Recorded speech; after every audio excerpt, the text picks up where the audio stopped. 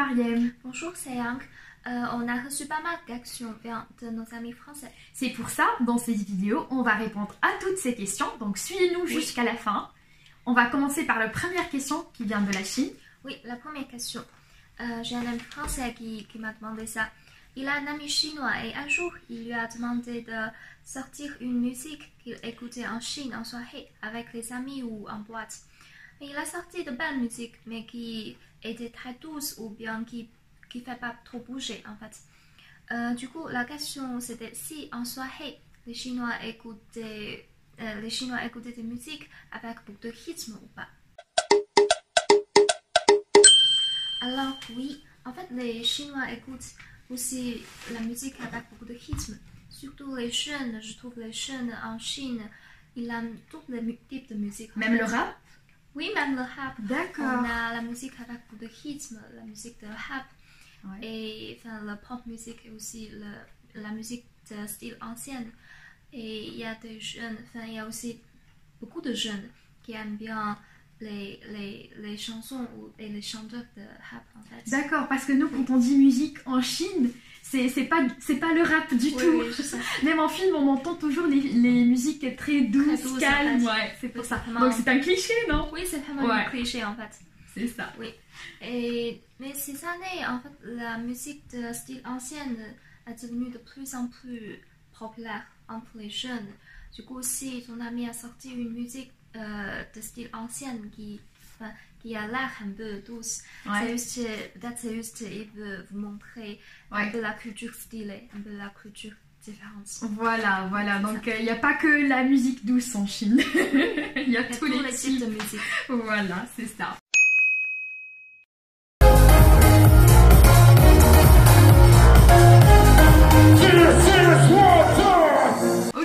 Bon, on passe à la deuxième question. Ça vient de mon amie. Ouais, pour mon amie Élise. Elle vient d'Élise. Elle m'a dit, est-ce que les Tunisiens sont frileux? Alors, la réponse frileux, c'est qu'ils ont la flemme de sortir dans le froid. Oui. La réponse, c'est non. Ça dépend des personnes.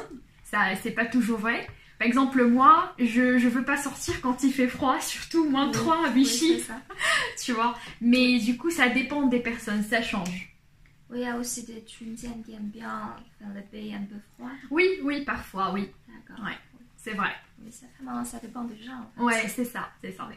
Sinon, c'est quoi la température la plus bas et la plus haute en Tunisie? Ah oui, la température la plus haute en Tunisie, c'est 40 degrés en été, à Tunis surtout. Oui, c'est haut. Ouais, et sinon c'est 10, 9, 8 degrés minimum, oui, en hiver. Ouais, c'est ça. Chez nous, dans ma ville, ces jours, c'est moins 30. Moins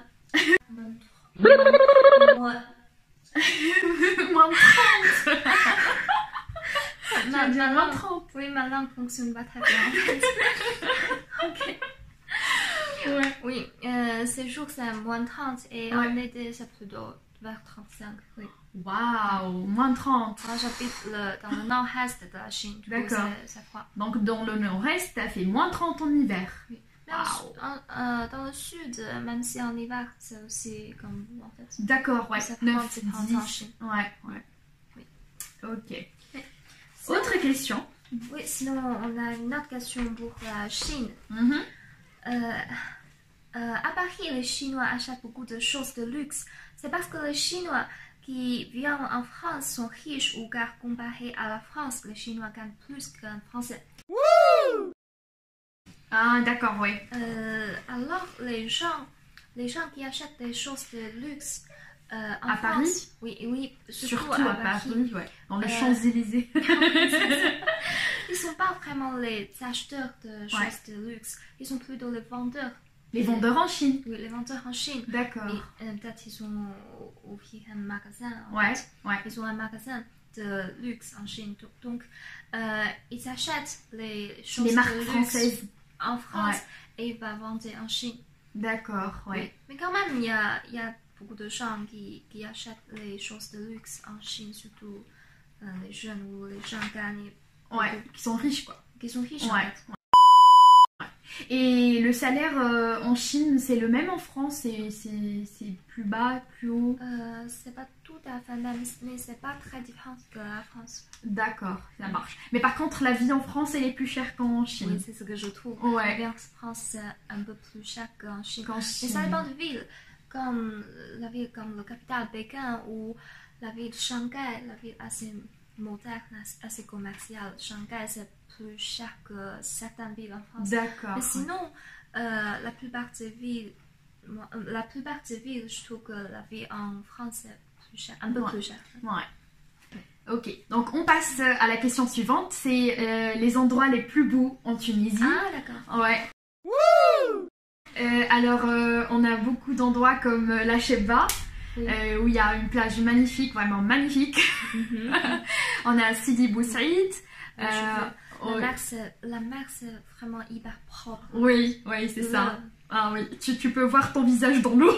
Oui, il me semble que je peux voir directement le fond. Oui, oui, bah oui, bien sûr, bien sûr. Ah, c'est trop propre. Ah oui, c'est trop propre. C'est rare en fait. Ouais, c'est vrai, c'est vrai. Vraiment, il y a des plages qui sont magnifiques en Tunisie, comme dans la Chebba, à Sousse aussi, qui est une ville touristique où il y a beaucoup d'hôtels, beaucoup de touristes, surtout en été. Oui, c'est ça. Ouais, à Monastir aussi, Sidi Bou Saïd, comme je l'ai dit. Le Jam, on a beaucoup des monuments historiques qui sont très anciens en fait, et qui sont très beaux. On va les montrer dans les photos. Oui, c'est bien. Ouais, c'est ça. Et en Chine, du coup, c'est quoi les pays les plus beaux, les endroits, les monuments? Ouais. Tout en fait. Surtout que ça fait longtemps que t'es pas rentrée. Oui, ça fait trop longtemps que je suis pas rentrée en Chine. Ça fait vers 2 ans déjà. Ouais. En fait, si en Chine, si tu veux voir la Chine traditionnelle, il faut aller à la capitale. Ah oui, à Pékin, ouais. C'est une ville assez traditionnelle. Et si tu veux voir la Chine moderne, il faut aller à Shanghai. C'est vraiment une ville assez moderne, commerciale. Les gens font des choses commerciales là-bas. Ouais. Et les gens sont vraiment des travailleurs. Oui. Oui. Et si tu veux voir la Chine ancienne, il faut aller à une ville qui s'appelle Xi'an. Xi'an est la capitale de 6 dynasties anciennes en Chine. Donc, il garde beaucoup d'immeubles, beaucoup de choses anciennes. D'accord, d'accord, ouais. Ah, c'est bien. Et le tour, ça s'appelle comment le monument historique en Chine? Le tour qui est très long. La mur. Le grand mur. Le grand mur de la Chine. Oh, j'ai oublié. Oui, oui. Il y a beaucoup de touristes là-bas? Oui, il y a beaucoup surtout en été. Ah oui. Qui fait pas trop froid. Ouais. Ah, j'aime bien y aller une fois. Oui, bien sûr. Et c'est à Pékin. D'accord. Ah, c'est à Pékin, d'accord. Ok. La cité interdite, le grand mur, c'est tout à Pékin. D'accord, ça marche. On a appris beaucoup de choses du coup. On a appris beaucoup de choses sur la Chine et la Tunisie. Donc merci. Et si vous avez d'autres questions... D'autres questions, pardon, on termine du coup. Oui, il y a une autre question qui vient d'un ami français. Je vais lui répondre. En fait, il m'a dit, je suis quelqu'un qui aime bien les animes et actuellement je regarde Kim's Avatar. Et bien que l'anime soit futuriste, j'ai remarqué que le sport était très très présent au sein du système. Donc je voulais savoir si cette importance de le sport était bel et bien présente en Chine. Ouais. Alors oui, surtout ces 2 ou 3 ans. En fait, je trouve que vous me proposez toujours des questions que je ne connais pas trop. Donc, il a fallu faire quelques recherches. Oui, en fait, j'ai demandé à plusieurs de mes amis en Chine, mais ils m'ont dit toujours oui. En fait, il y a 2 ou 3 ans, il n'y avait pas vraiment l'environnement pour le sport en Chine. Il n'y avait pas de compétition de sport, pas de formation professionnelle. Mais maintenant, on a commencé à prendre cela au sérieux. L'État encourage de plus en plus de jeunes, des gens, davantage de personnes à devenir des joueurs professionnels. Et ils ont commencé à créer des écoles pour former des joueurs professionnels.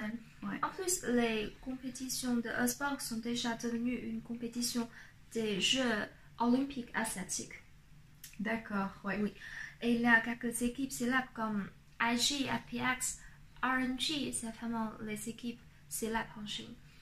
Et Et elles ont remporté le championnat du monde. Il me semble l'année dernière, c'était à Paris. La compétition, c'était à Paris. Oui. Du coup, maintenant, les Chinois sont vraiment considèrent le sport comme une compétition professionnelle. C'est pas qu'un jeu. Oui. C'est le développement de sport. Ok, ça marche. Ça marche, ok. Donc, on a appris beaucoup de trucs sur la Chine et la Tunisie. Oui. Donc, si vous avez d'autres questions, mettez-les dans les commentaires. On va vous répondre, bien sûr. Oui. Merci.